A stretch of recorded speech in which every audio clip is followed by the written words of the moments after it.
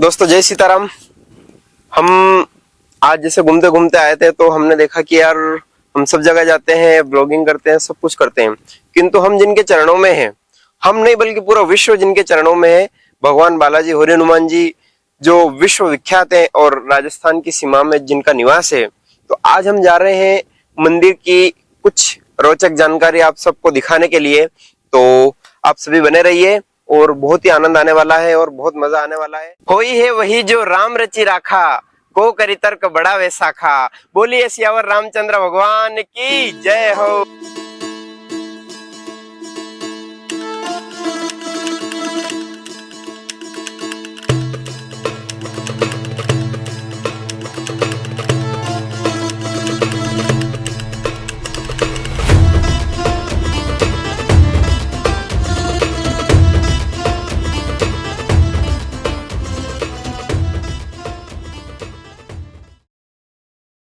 दोस्तों हम अभी जा रहे हैं होरी हनुमान जी। तो आपको सबसे पहले मैं बता देना चाहता हूँ कि जो मंदिर है, मंदिर बिल्कुल मध्य प्रदेश और राजस्थान की सीमा पे बना हुआ है, बिल्कुल बॉर्डर पे बना हुआ है।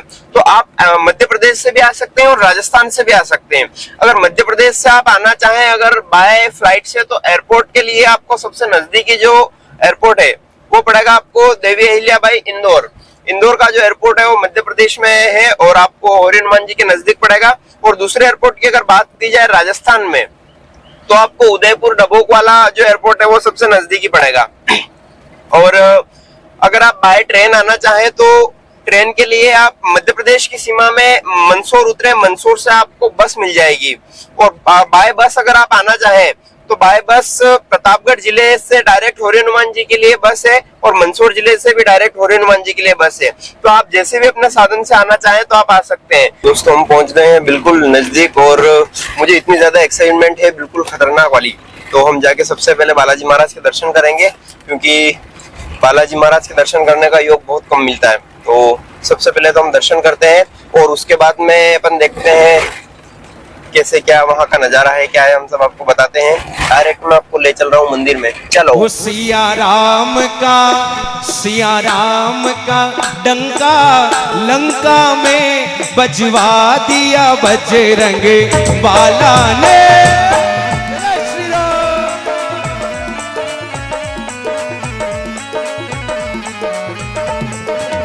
वो बजवा दिया बजरंग बाला ने, बजवा दिया अंजनी का लाला ने।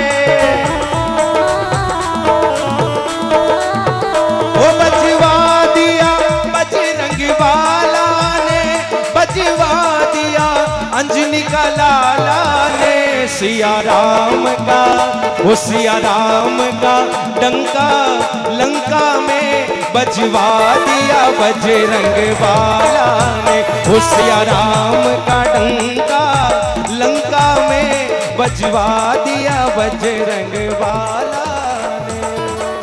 जय श्री राम। दोस्तों जय सीताराम। हम पहुंच गए हैं जगत पिता और जो दुनिया के विश्व के दुख हरने वाले हैं भगवान श्री होरी हनुमान जी के चरणों में। और आज हमारे खास मेहमान है आदरणीय दीपक जी मेनारिया साहब और हमारे पुराने मित्र और सखा भी है। तो हम थोड़ी सी महिमा का इनसे जायजा लेंगे और आदरणीय दीपक जी से मैं निवेदन करना चाहूंगा कि यह जो मंदिर है और इसकी जो मंदिर की जो देखा जाए तो जैसे पुराने समय से लेकर अब तक के समय तक क्या क्या परिवर्तन हुए हैं और मंदिर की महिमा क्या है, थोड़ा सा हम सबसे पहले उसकी ओर जाएंगे, उसके बाद में हम आगे की चर्चा करेंगे। तो सबसे पहले तो मुझे बताएं आदरणीय कि मंदिर की जो स्थापना है, जो होरी हनुमान जी का जो जहाँ पे होरी हनुमान जी विराजमान है, जहाँ मूर्ति विराजमान है, उसकी स्थापना कब हुई और क्या स्थिति थी उस समय? देखो, होरी हनुमान जी महाराज की प्राण प्रतिष्ठा 1905 में हुई थी जी। और ये प्रतिष्ठा गुरु महाराज जो जगन्नाथ जी महाराज थे उनके द्वारा हुई थी। उनकी आयु उस समय 10 वर्ष की थी। प्रक्रम कुछ इस प्रकार था कि एक समय में गुरु महाराज क्या है कि यहाँ कुछ भी नहीं था, कूड़ा कचरा वगैरह पड़ा रहता था। तो यहाँ पे वो क्रीड़ा कर रहे थे, तो उनको क्रीड़ा में वो जब कचरा वगैरह हटाया तो वहाँ पे उनको प्रतिष्ठा दिखी जी। तो उन्होंने प्रतिष्ठा को वहाँ उठाया वहाँ से और उनको उठाकर एक साफ सुथरी जगह पे उनको स्थापित कर दिया। तो 1905 में इस प्रकार हनुमान जी महाराज की स्थापना हुई थी। जैसा कि आदरणीय आपने बताया कि गुरुदेव जगन्नाथ जी जो थे उन्होंने प्राण प्रतिष्ठा यहाँ पर की थी, तो उस समय से यहाँ की जो महिमा है उस समय से ये चली आ रही है, जिस प्रकार से दुखों का जो निवारण होता है। जी बिल्कुल, उस समय ये हुआ था कि जब उन्होंने प्रतिष्ठा स्थापित की थी जी। तो उस समय क्या बारिश अत्यधिक हुई थी, तो पास में कोटली ग्राउंड था। हाँ। तो वहाँ पे किसी व्यक्ति का जो धान था वो नीचे का जो तलघर होता उसमें भरा हुआ था, तो स्थापना हो गई थी, तो वो आते जाते रहते थे, कुछ समय हो गया था स्थापना को। तो उन्होंने विनती लगाई थी कि अगर मेरा धान अगर बच जाएगा तो हनुमान जी महाराज में अपने जो भी हिस्सा होगा वो आप यहाँ पे दान करूँगा। तो हनुमान जी महाराज की ऐसी कृपा हुई, उनका धान बच गया और उन्होंने अपनी श्रद्धा के अनुसार फिर यहाँ पे दान किया। फिर ये बात आसपास के गाँव में फैली, फिर धीरे धीरे यहाँ पे और व्यक्ति आने लग गए, अपनी मनोकामना वहाँ पे रखने लगे। तो जो भी व्यक्ति जिस प्रकार की मनोकामना रखता था उसकी उसी प्रकार से मनोकामना पूरी होने लगी।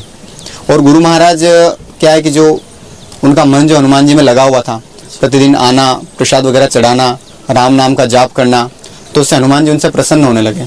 और देखते ही देखते इतनी भक्ति उनमें स्फुरित हो गई कि हनुमान जी महाराज से उनका आत्मसात हो गया। ऐसा पुराने व्यक्ति बताते हैं कि वो हनुमान जी महाराज से साक्षात वार्तालाप किया करते थे। जो कुछ भी व्यक्ति प्रश्न करते थे वो हनुमान जी से बोलते थे और हनुमान जी उनका प्रत्युत्तर देते थे और उनका काम हो जाता था। तो इस प्रकार ये चमत्कार का प्रक्रम वहाँ से प्रारंभ हुआ था। जैसे कि सोशल मीडिया पे बहुत सारी क्या कह सकते हैं अपन, भ्रांतियां फैली हुई है जी। कि यहाँ पे अर्जियां भी लगती है और इस प्रकार से अपन किसी प्रकार से नारियल बांध के करते हैं। मैंने बहुत सारे वीडियो आप देखे हैं सोशल मीडिया पे, तो उसके बारे में क्या कहना चाहेंगे? नहीं, यहाँ पे तो ऐसा है कि गुरु महाराज ने यही नियम बनाया था कि जिसको जो भी समस्या है, जो भी विनती है, आप हनुमान जी महाराज के समक्ष जाइए, हाथ जोड़ के वहाँ पे बैठ के जैसे आपकी श्रद्धा, जैसा आपका भाव है उस हिसाब से उनको विनती लगाइए। यहाँ पे किसी नारियल की आवश्यकता नहीं होती, किसी अगरबत्ती की आवश्यकता नहीं होती, यहाँ पे भाव की आवश्यकता होती है। जो व्यक्ति जिस भाव से आता है उसका कार्य उसी अनुसार हो जाता है। कोई विशेष पूजन की भी आवश्यकता नहीं होती है, बस आपको आना है, हनुमान जी में पूरी श्रद्धा रखनी है और भाव के साथ उनको कहना है, उन भाव मात्र से यहाँ पे काम हो जाता है। कोई स्पेशल अर्जी का यहाँ पे कोई ऐसा प्रक्रम नहीं है। देखा जाए तो सबसे ज्यादा जो चलन है और सबसे ज्यादा जो दुख निवारण होते हैं, जो भूत प्रेतों के जो होते हैं, जिनकी हाजिरी लगाई जाती है, सबसे ज्यादा जैसे हम मोरी हनुमान जी आते दर्शन करते हैं तो सबसे ज्यादा एक देखते हैं ना कि सबसे मेन मुख्य जो होता है वही आकर्षण का केंद्र रहता है लोगों के लिए वाला। तो उसके पीछे क्या मतलब, एक अगर मरीज आता है तो कितने दिन में यहाँ पे उसका काम हो जाता है, ऐसा कुछ? देखो, मरीज का ऐसा जैसे वो आया है तो उनके द्वारा हम एक डोरा जो होता है रक्षा सूत्र मंगवाते हैं, फिर हनुमान जी के ऊपर से उतार के देते हैं। उसको धारण करने के पश्चात अगर उसका भाव प्रबल है तो वो 5 मिनट, ज़्यादा से ज़्यादा 10 मिनट में उसका कार्य हो जाते हैं। लेकिन भाव प्रबल नहीं है तो उसको समय लगता है। यहाँ पे क्या, जैसे भाव प्रबल है तो आपका तुरंत कार्य होगा, भूत प्रेत का तो तुरंत हो जाता है कार्य।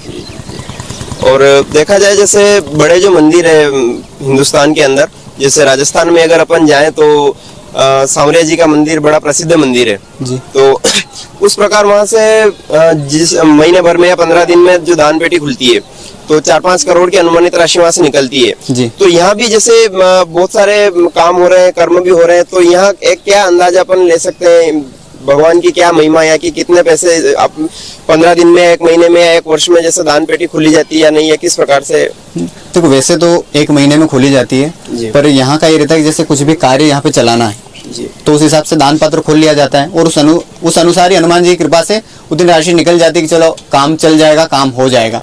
यहाँ पे फिक्स ऐसा नहीं कितने आएंगे, गणना नहीं की जाती। हाँ, गणना नहीं की जाती, बस कार्य के अंदर लगा दिए जाते हैं और नहीं किसी से कोई दान लिया जाता है। जो भी है आपको दान पेटी में लगाना है। जो जितना विशाल मंदिर ये देख रहे हैं ये सब उस दान पात्र के कारण ही बना है। ऐसा नहीं है कि कहीं पे कुछ लॉटरी का सिस्टम लगाया है, किसी से दान पात्र लिया, गुप्त दान लिया, ऐसा कुछ नहीं। जो भी करना है आपको उस दान पात्र में ही करना है। सारा काम है सब दान पात्र से ही चल रहा है। जैसे मैंने एक समाचार पत्र में एक समाचार पढ़ा था कि बिना कहीं से चंदा उगाए यहाँ का मंदिर का कार्य पूरा हुआ और कलश की स्थापना बिल्कुल एक मात्र भी किसी से पैसा नहीं लिया, ना ही कलश की बोली लगाई गई है। जो भी है सब मंदिर के द्वारा ही व्यवस्था की गई है, अलग से किसी से नहीं लिया गया। ऐसा प्रक्रम हुआ था कि जो भी सामग्री की आवश्यकता थी व्यक्ति आते गए, दान देते गए, नहीं पता चला किसने दान किया, कितना किया, जो जितना दे रहा था उतना लिया उनसे। अच्छा आदरणीय, मैं एक निवेदन और जैसे आपसे ये कर रहा था कि गुरु महाराज साहब की 3 मूर्तियां यहाँ विराजमान है जी। तो जैसे अपन देखते हैं और बिल्कुल ऐसी कलाकारी के साथ विराजमान है कि अपन उनको देखते हैं, अगर बैठ के अगर अपन देखने लग जाए तो बिल्कुल ऐसा अपने को प्रतीत होता है कि ये साक्षात दर्शन दे रहे हैं। तो उन तीनों मूर्तियों का क्या मामला है? जैसे देखो, एक प्रतिमा जो हनुमान जी के समक्ष विराजमान है, जी। वो तो जब गुरु महाराज जीवित अवस्था में थे तभी किसी भक्त के मन में इतना भाव रहा था गुरु महाराज के प्रति कि उन्होंने उनके सामने उनके जीवित अवस्था में उनकी प्राण प्रतिष्ठा कर दी थी। उसके बाद गुरु महाराज ने ये वचन में भी कहा था कि जब मूर्ति प्रतिष्ठापित हो गई तो मेरी आवश्यकता नहीं रहेगी। तो उसके कुछ समय पश्चात ही गुरु महाराज ब्रह्मलीन हो गए थे। और जो सामने है वहाँ एक और जो समाधि स्थल पे गुरु महाराज की प्रतिमा है, वहाँ पे गुरु महाराज का जो अंतिम संस्कार का जो कार्यक्रम था वो वहीं पे हुआ था, वहीं पे उनका अंतिम संस्कार हुआ था। और अंतिम संस्कार होने के पश्चात वहाँ पे शिवलिंग की स्थापना कर दी गई। हम खड़े हैं मंदिर के आगे वाले हिस्से में। आदरणीय, मैं निवेदन आपसे ये कर रहा था कि जैसे जो मंदिर की जगह जो बनी हुई है, पिछले हमने देखा है कि मंदिर काफी छोटा था और उस समय काफी समस्या भी आती थी भक्तों को, लेकिन अब तो काफी एक विशालकाय मंदिर बन गया है। और कलश भी अभी हाँ, चढ़ा 13 मई को चढ़ा है जी, कलश अभी चढ़ा है। आदरणीय मुरलीधर जी महाराज की कथा का श्रवण भी यहाँ लोगों ने किया है, तो एक विशालकाय मंदिर बन गया है। मैं निवेदन कर रहा था कि ये जो जगह आगे है, इतनी विशाल जगह जो हम देख रहे हैं, जो अतिक्रमण सारा हट गया, यहाँ क्या क्या प्रयोजन आगे होने वाले हैं? जी, तो मैं आपको प्रारंभ से बताता हूँ कि ये जो मंदिर के सामने जो आप देख रहे हैं दुकानें बनी हुई है जी, यहाँ पे मंदिर का मुख्य द्वार बनेगा जी। यहाँ से फिर कॉरिडोर बनेगी जो सांवलिया जी के मंदिर में अपन ने देखी सीधी वो सीधी कॉरिडोर होते हुए मंदिर के सामने जाएगी। तो यात्री यहाँ से दर्शन करते हुए फिर इधर गार्डन बनेगा, अशोक वाटिका, संजीवनी वाटिका उनका नाम रखा जाएगा। इधर गार्डन वगैरह बनेगा। गार्डन बनने के पश्चात इधर कुछ जो है यात्रियों के सेल्फी पॉइंट वगैरह, जैसे हनुमान जी महाराज की मूर्ति स्थापित करके फव्वारा वगैरह लगाना, तो ये इत्यादि कार्य होगा। बाकी इधर गार्डन वगैरह बनेगा। इधर कार्यालय जो बना हुआ है, कार्यालय यथावत स्थिति में ही रहेगा जी। बाकी मुख्य द्वार इधर से ही रहेगा। इधर से मुख्य द्वार रहेगा, निकास उधर रहेगा। निकास उधर से रहेगा। चलो बताते हैं। ये जो लड्डू मठड़ी का ये रहता है जी, कि पहले इनको मंदिर में ले जाया जाता है, फिर वहाँ पे भोग लगाया जाता है। भोग लगाने के पश्चात फिर यहाँ पे जो व्यक्ति वगैरह जो प्रसाद, जिनको प्रसाद की आवश्यकता होती है, वो यहाँ से प्रसाद के रूप में इनको लड्डू मठड़ी को ले सकता है। ये मंदिर की तरफ से ही संचालित है, किसी की निजी नहीं है, ये मंदिर की तरफ से संचालित है।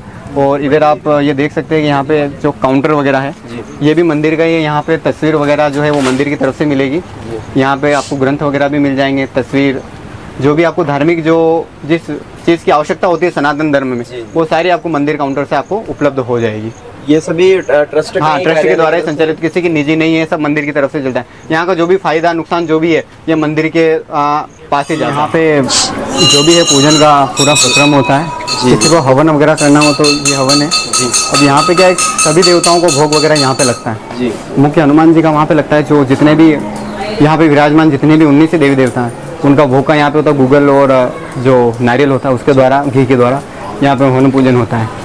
यहाँ से हाँ, यहाँ से भभूति वगैरह प्रसादी ले सकते हैं। इस भभूति के कारण ही अगर कोई भी कष्ट वगैरह है, जैसे भूत प्रेत का है या फिर कोई भी बीमारी है, तो इस भभूति का ऐसा चमत्कार है, इसके द्वारा उनके सारे कष्ट दूर होते हैं। आ जाओ अंदर।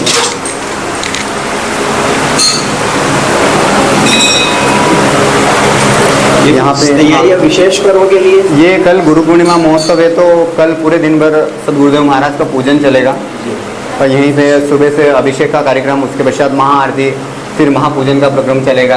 तो गुरु महाराज का जो अंतिम संस्कार है वो यहीं पे हुआ था। ऐसा उस समय ऐसा हुआ था कि गुरु महाराज का पूरा जो अंतिम संस्कार है वो चंदन की लकड़ी और जो नारियल के जो गोरे होते हैं उनके द्वारा इनका अंतिम संस्कार हो गया था। किसी लकड़ी की आवश्यकता नहीं पड़ी थी। इतने भक्तगण इतनी श्रद्धा के साथ यहाँ पे आए हुए थे। उसके पश्चात फिर यहाँ पे शिवलिंग को स्थापित कर दिया गया। कोई भी व्यक्ति सावन के महीने में अभिषेक वगैरह होता है तो कहीं पे होता है। ये मुख्य समाधि गुरु महाराज की? हाँ, मुख्य समाधि यहीं पे है गुरु महाराज की। ये पुरानी ही बनी हुई है उस समय? ये उस समय से बने हुए, जब 1970 में गुरु महाराज का देहावसान हुआ था, ब्रह्मलीन हुए थे, उसके पश्चात ही यहाँ पे गुरु महाराज को स्थापित कर दिया गया था। और तब से गुरु महाराज का महापूजन गुरु पूर्णिमा के दिन, वर्ष में एक बार ही महापूजन होता है, गुरु पूर्णिमा के दिन ही होता है। वो जो हमने बाहर देखा अभिषेक की तैयारियां गुरु पूर्णिमा की, हाँ, वो गुरु पूर्णिमा के लिए ही चल रही है। हम खड़े हैं महाराज साहब की प्राण प्रतिष्ठा के बाहर और भाई साहब हमारे बीच में है। क्या शुभ नाम आपका? प्रहलाद सिंह आजना। आप ट्रस्ट के अध्यक्ष हैं? ट्रस्ट की तरफ से अध्यक्ष है आप? जी जी। आपका साउंड का भी काम है, जिस प्रकार से आप वायरिंग वगैरह कर रहे हैं? मंदिर का ही काम है। मंदिर का ही काम है। थोड़ा सा बालाजी के बारे में, इनकी महिमा का गुणगान बताएं आप। बालाजी की महिमा तो बहुत ही बड़ी है। अब इनका बखान अपन क्या कर सकते हैं। बाकी जैसे कि अपन कहते हैं ना कि जो दूर रहते हैं लोग, वो तो जैसे आ ही जाते हैं, या वर्ष में एक बार या 6 महीने में, जैसा जिनको लगता है वैसे आ जाते हैं, किंतु आप बालाजी महाराज के बिल्कुल चरणों में रह रहे हैं, तो कैसा लगता है आपको? तो एक आनंद ही अलग है। इनका जैसे अमावस्या वगैरह का जागरण या फिर कुछ भी जागरण जो मंदिर की तरफ से होता है, सबका कार्यभार आप ही संभालते हैं। जो भी व्यवस्था वगैरह देखना है तो सब मतलब एक तरह से जो होता है ना, जो जिम्मेदारी जो होती है वो सब यही संभालते हैं। एक बार और आपका शुभ नाम बता दीजिए। प्रहलाद सिंह आंजना। प्रहलाद सिंह जी आजना, बहुत बहुत धन्यवाद सर, बहुत अच्छा लगा आपसे मिलकर। जैसे सत्यनारायण भगवान की कथा, पूजन पाठ वगैरह जो होता है जी, वो यहीं पे होता है। यहाँ पे सभी प्रकार के जो देवी देवता हैं उन सब की मूर्तियाँ विराजमान कर गई है, और मध्य में गुरु महाराज की प्रतिष्ठा स्थापित कर रखी है। आप इधर देख सकते हैं, ये गुरु महाराज की स्थापना यहाँ पे कर रखी है। सुंदरकांड वगैरह भी आयोजन यहाँ होते हैं। हाँ, सुंदरकांड वगैरह के आयोजन यहाँ पे होते थे। अब श्रावण मास में यहाँ पे अखंड रामायण का जो है वो पारायण यहीं पे चलेगा। वो 1 महीने तक चलेगा, जब तक श्रावण चलेगा तब तक 1 महीने तक अखंड रामायण का पारायण यहाँ पे चलता है। ये पारायण का पाठ कोई भी श्रद्धालु कर हाँ, सकते कोई भी हैं कर आके? सकता है, जिसके मन में श्रद्धा है कि मुझे वाचन करना है रामायण का, वो कर सकता है। और सत्यनारायण भगवान की कथा वगैरह, अगर जो भी पूजन है धर्म से संबंधित, वो सब यहीं पे होता है। ये जो मूर्तियाँ लगी हुई है, प्रतिष्ठा इनकी भी उसी समय हुई थी, ये तो बाद में की होगी? ये मंदिर के समय जब मंदिर बन गया था, उसके बाद में ये मंदिर के अंतर्गत ही वैकुंठ धाम की स्थापना की। इसको गीता भवन भी बोलते हैं और वैकुंठ धाम भी इसको बोला जाता है। उसी समय सारी मूर्तियों की स्थापना हुई तो थी। दोस्तों, अब हम बात कर रहे हैं आदरणीय गुरुदेव के सानिध्य में जो आपदा से ग्रसित लोग हैं और जो बीमारी से ग्रसित है, और भगवान बालाजी महाराज जिनकी सुनते हैं और जिनके चरणों में ये लोग विराजमान है। तो हम बात कर रहे हैं सबसे पहले, आदरणीय दीदी आपका नाम बताएं। पूजा। आप किसके साथ हैं? मेरे भाई और मेरे मम्मी। क्या बीमारी थी उनको? उनको मतलब हवा का चक्कर वगैरह था, तो यहाँ लाने के बाद उसको आराम है, बहुत ज़्यादा ही आराम है। 1-1.5 साल से परेशान हो रहे थे घर के सब, तो यहाँ कितने समय से आप? 1 साल भर मतलब वो ठीक हो गया था, और मतलब वापस यहाँ से ले जाने के बाद थोड़ा बहुत वापस हो गया था, फिर लेके आए, फिर आराम। अभी बालाजी महाराज की कृपा है। हाँ। आपका नाम? पूजा। और एक और भैया हमारे साथ खड़े हैं, आपका नाम क्या भैया? अनिल। आप किसको लेके आए? सिस्टर को लेके आए। कितना समय हो गया? 6 मंथ। 6 मंथ हो गए।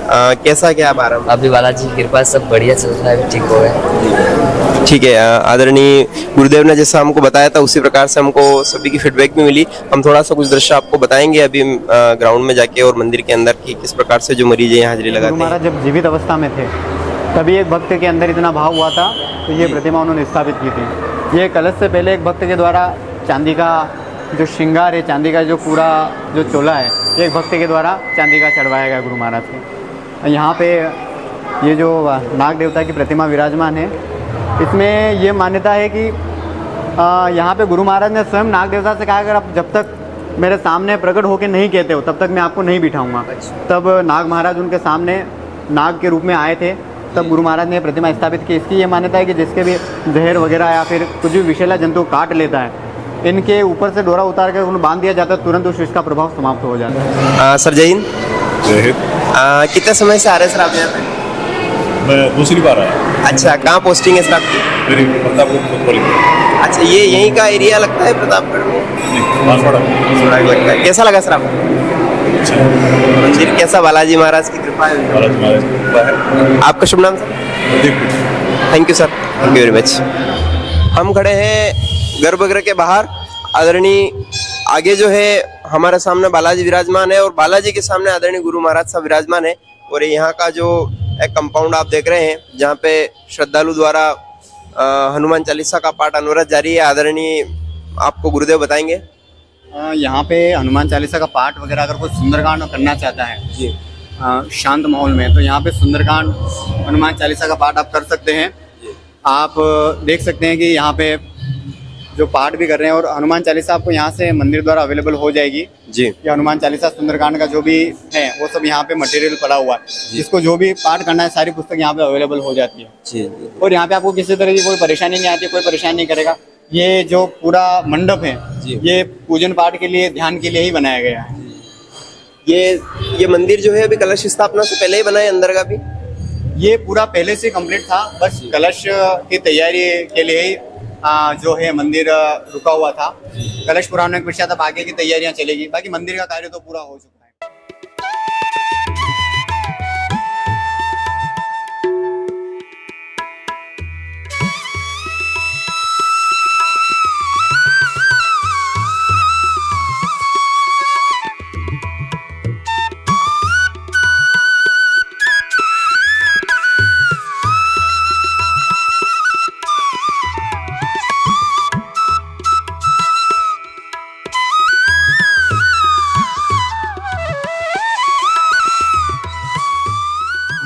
हमारे परम पूजनीय दादाजी हैं, दादा गुरु हैं।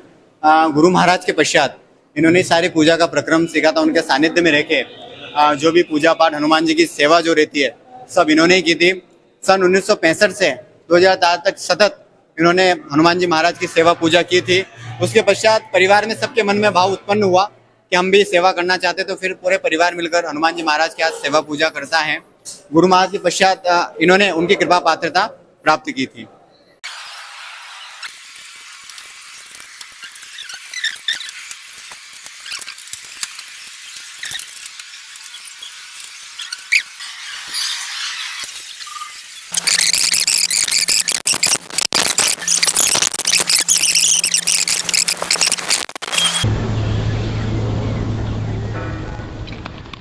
शिखर के ऊपर आ चुके हैं। यहाँ पे स्वर्ण कलश स्थापित कर रखा है। ध्वजादंड भी स्थापित है। ये 11 मई को स्थापित किया गया था, 11 मई 2023 को। जी। 4 मई से कलश का कार्यक्रम प्रारंभ हुआ था, 13 मई तक चला था। 13 मई को पूर्ण आहुति हुई थी, जिसमें बड़े बड़े शंकराचार्य जी भी पधारे थे। माननीय पूर्व मुख्यमंत्री जी राजस्थान की जो वसुंधरा राजे सिंधिया हैं, वो भी पधारे थे। ये कलश ट्रस्ट और जो पुजारी परिवार, उनके माध्यम से कलश चढ़ाया गया था। किसी प्रकार से अलग से बोली नहीं लगाई गई थी। ये सब मंदिर का जो भी समूह है, जो परिवार है, उन्हीं के द्वारा ध्वजादंड और कलश की स्थापना की गई है। टोटल 9 कलश स्थापित किए गए हैं, जो आप देख सकते हो। सब ये अलग अलग कलश स्थापित कर रखे हैं।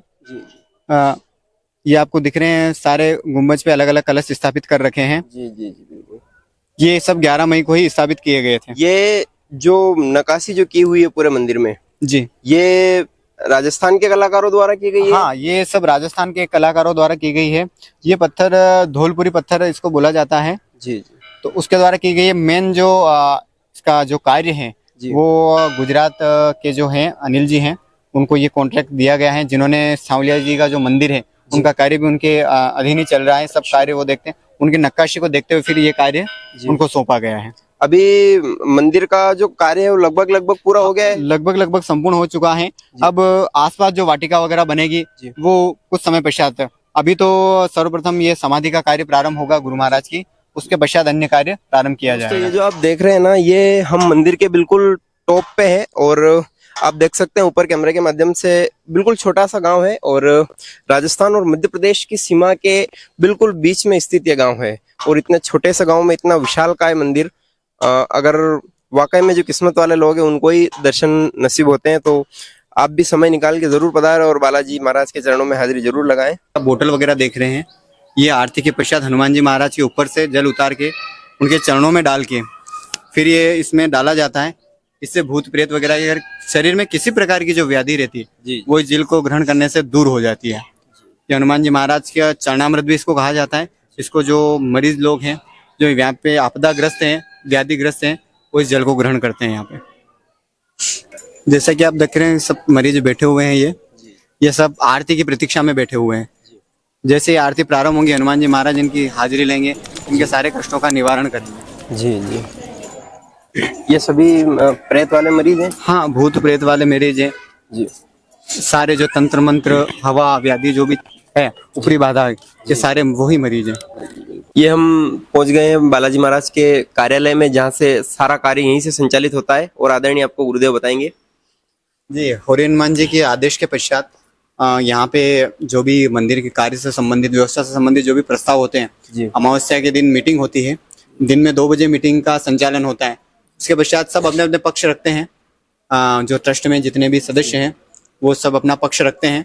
उसके पश्चात सबके पक्षों को सुनने के पश्चात जो मंदिर की व्यवस्था के लिए कि यहाँ मरीजों के लिए ये व्यवस्था करनी है, उनको ये समस्या आ रही है, या फिर यात्रियों के लिए क्या व्यवस्था करनी है, वो सारी व्यवस्था का यहाँ से ही प्रस्ताव पारित होता है। तो जो भी व्यवस्था का जो फंड है, वो तो हौरी हनुमान जी की महाराज की कृपा से दान पात्र से मिल ही जाता है। बस यहाँ से संचालन का कार्य, नवीन कार्य जो भी है वो से सारा उसका बैठक। बाकी आज भी जो सर्वे सर्वा है, पीठाधीश्वर है, वो श्री जगन्नाथ जी महाराज हैं। ठीक है, उन्हीं के द्वारा सारा कार्य होता है। मरीजों का भी जो दुख होता है, उन्हीं के द्वारा दूर होता है। मरीजों की व्यवस्था के लिए धर्मशालाएं बनवाई गई है। और जो यात्री वगैरह, जैसे कोई विशेष भोजन रखना चाहता है या कोई आयोजन रखना चाहता है, सुंदरकांड का आयोजन रखना चाहता है, उसके लिए बड़ी धर्मशाला का निर्माण। उसके लिए शुल्क निर्धारित है? नहीं, धर्मशाला का कोई शुल्क नहीं। जो बर्तन वगैरह है, वो नाम मात्र शुल्क है, ताकि उसकी जवाबदारी में व्यक्ति उनको व्यवस्थित लाके दे सके। बाकी यहाँ पे आयोजन करने का कोई शुल्क नहीं, सब मंदिर की तरफ से निःशुल्क है। यहाँ पे किसी प्रकार का कोई पैसा नहीं लिया जाता है। जो व्यक्ति स्वेच्छा से दान पात्र में डाला जाता है बस वही है, किसी से किसी प्रकार का अधिक शुल्क नहीं लिया जाता है। और जो आपदा से संबंधित या पीड़ित व्यक्ति जो आता है तो उनके रुकने के लिए व्यवस्था, उनके भोजन प्रसादी पानी के लिए क्या व्यवस्था है? रुकने के लिए रूम बनाए गए धर्मशाला में 20 रुपए में रूम प्रोवाइड करा दिया जाता है मंदिर की तरफ से। 20 रुपए प्रतिदिन? हाँ, प्रतिदिन 20 रुपए प्रतिदिन के हिसाब से, ताकि न्यूनतम शुल्क उनको लेना पड़े। जी। और जो भोजन है वो 15 रुपए थाली सुबह शाम मिल जाता है मरीजों को। ट्रस्ट की तरफ से? ये ट्रस्ट की तरफ से संचालित होता है। 15 रुपए ताकि व्यवस्था बनी हुई रहे, व्यवस्था बनी रहे, इसलिए 15 रुपए का वो रख रखा है। और भोजन जो है वो भोजनशाला में व्यवस्थित रूप से सुबह में 9 बजे से 12 बजे तक भोजनालय चलता है और रात्रि में आरती के पश्चात 9:30 बजे तक भोजनशाला चलती रहती है। जैसे गांव हमने देखा छोटा सा गांव है, तो यहाँ पे विवाह से संबंधित या ऐसी चीजें भी होती है यहाँ पे, तो उसके वो भी कार्यक्रम या खाना वगैरह यहाँ होता रहता है? सारा आयोजन मंदिर के जो धर्मशाला उसी में होता है, बिना किसी शुल्क के होता है। कोई भी व्यक्ति यहाँ पे बाहर वाले भी शादी विवाह का जो कार्यक्रम है वो करते हैं, उनसे कोई शुल्क नहीं लिया जाता। जैसे अभी हम ऊपर गए, आपने बताया था कि ऊपर जो बालाजी महाराज से ऊपर का जो फ्लोर है जी, वहाँ पे राम दरबार का भी प्रयोजन समिति ने बिठा रखा है जी। वो अभी समाधि बनने के पश्चात फिर राम दरबार बनाया जाएगा। वहाँ पे जो भी गीता भवन की जितनी भी मूर्तियां हैं उन सबको वहाँ पे स्थापित किया जाएगा। और फिर जो दर्शनार्थियों के लिए हैं सामान्य रूप से दर्शन चालू कर दिए जाएंगे। ऊपर नीचे दोनों तरफ दर्शन विधिवत प्रारंभ रहेंगे। ये लगभग इसमें तो समय हाँ, लगेगा, इसमें काफी समय लगेगा। हम बात कर रहे हैं आदरणीय गुरुदेव से, तो हमने चर्चा करी है और अब हम बात कर रहे हैं आदरणीय गुरुदेव के छोटे भाई साहब से। आदरणीय, आपका शुभ नाम? कृष्णा मेनारिया। कृष्णा जी मेनारिया, ये भी बालाजी महाराज के चारण है और चरण सेवक है। आपका थोड़ा सा अनुभव हमारे साथ साझा करिए। आपकी कैसा लगता है आपको बालाजी महाराज के चरणों में? मतलब बहुत अच्छा लगता है। मतलब कभी सोचने में आता है कि इस दुनिया के सबसे लकी ही हम हैं, मतलब जो यहाँ पर सेवा दे रहे हैं, निरंतर हनुमान जी का कार्य कर रहे हैं। मतलब बहुत गर्वान्वित महसूस होता है कि हम यहाँ पर हैं। और सबसे बड़ा धन्यवाद तो है कि दादा गुरुजी जिन्होंने जिनके भाई हुए उनके बाद हम हुए, तो मतलब बहुत अच्छा लगता है कि आज हम यहाँ पर हैं। गुरु महाराज के परिवार से होना ही हमारे लिए गौरवान्वित एक ये है। उसके अलावा कोई आवश्यकता ही नहीं कि हम कोई चीज प्राप्त करें। जैसे श्रद्धालु आते हैं, मरीज आते हैं, उनकी चिंताएं, उनकी दुख सारे निवारण होते हैं। उसके बाद में जैसे मुस्कुरा कर जाते हैं, एक बिल्कुल उनके लिए नवीन अनुभव वो रहता है। उसको देखकर आपको कैसा लगता है? बहुत अच्छा लगता है कि हमारे मतलब जो जिनके कुल से हम हैं और वो उन सबका दुखों का नाश कर रहे हैं, तो हमें बहुत अच्छा लगता है कि ये यहाँ पे गूगर और चटक के द्वारा ये बालाजी को नैवेद्य लगाया जा रहा है जी। इस नैवेद्य को ग्रहण करने के पश्चात ही बालाजी महाराज सबकी विनती दूर करते हैं। और ये नैवेद्य के रूप में जो भभूति ग्रहण करते हैं उनके सारे कष्टों का निवारण यहीं से होता है। ये जो प्रतिदिन चलता रहता अनवरत, प्रतिदिन, हाँ, अनवरत, ये सुबह शाम। पहले का प्रक्रम यही था जी। पहले आरती का प्रक्रम नहीं था। ये जो नैवेद्य का जो भोग है, धूप ध्यान का है, यही प्रक्रम चलता था। जैसे जैसे मंदिर में विकास होता गया वैसे वैसे फिर आरती का संचालन होता गया, कार्यक्रमों का संचालन होता गया है। बाकी मुख्य जो है ये बालाजी के जो सेवा का है मुख्य यही है। जी जी।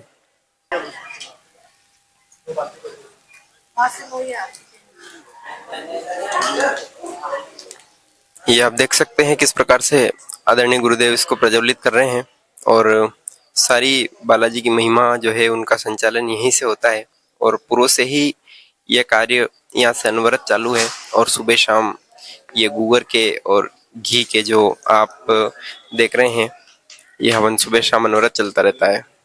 आदरणीय राजकुमार जी, जो ये भी होरी बालाजी के महाराज के चरणों में उनके चारणी है, और आपको बताएं आदरणीय अनुभव कैसे क्या यहाँ बालाजी महाराज के चरणों में कैसा लगता है आपको?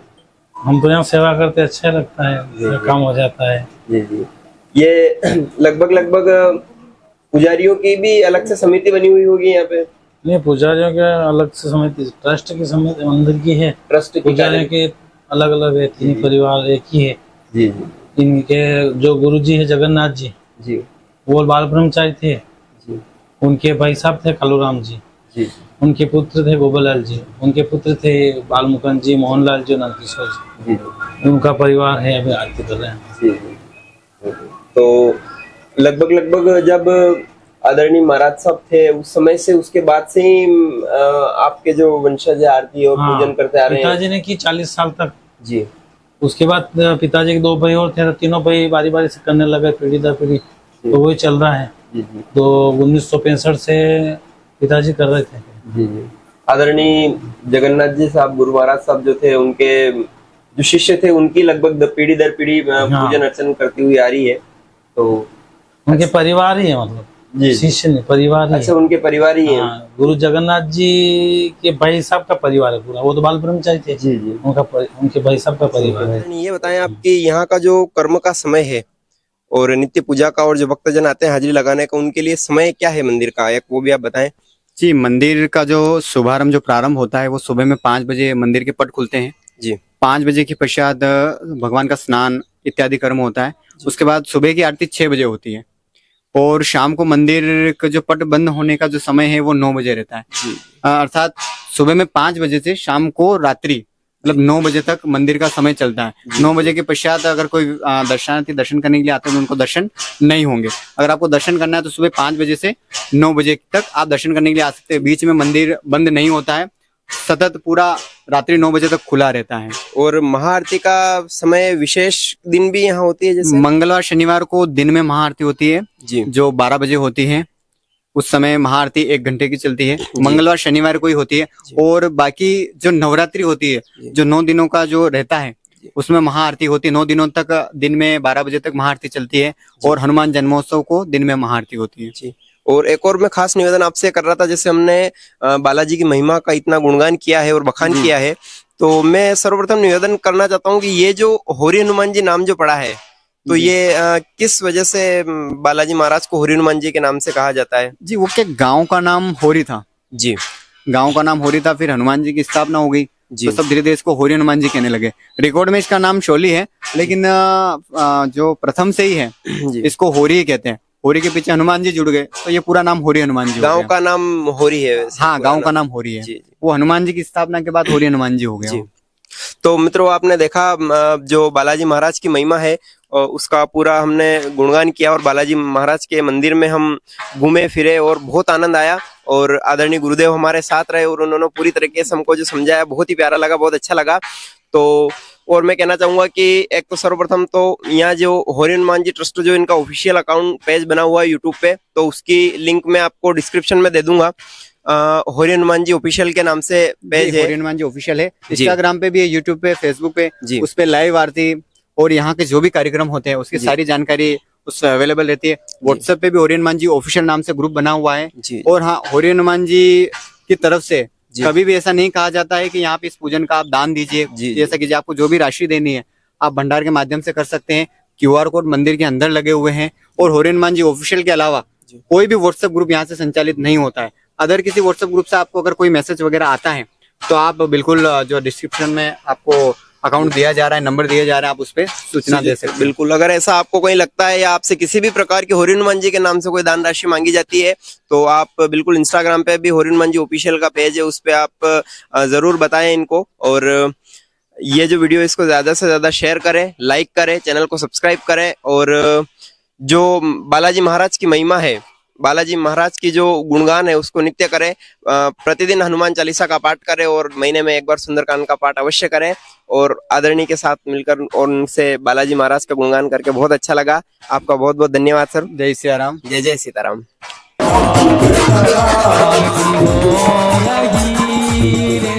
बालाजी तोरी रजा लाल आरती हो रही रे, बालाजी तोरी रजा लाल आरती हो रही रे, बालाजी तोरी रजा लाल आरती हो रही रे, बालाजी तोरी रजा लाल लहरा।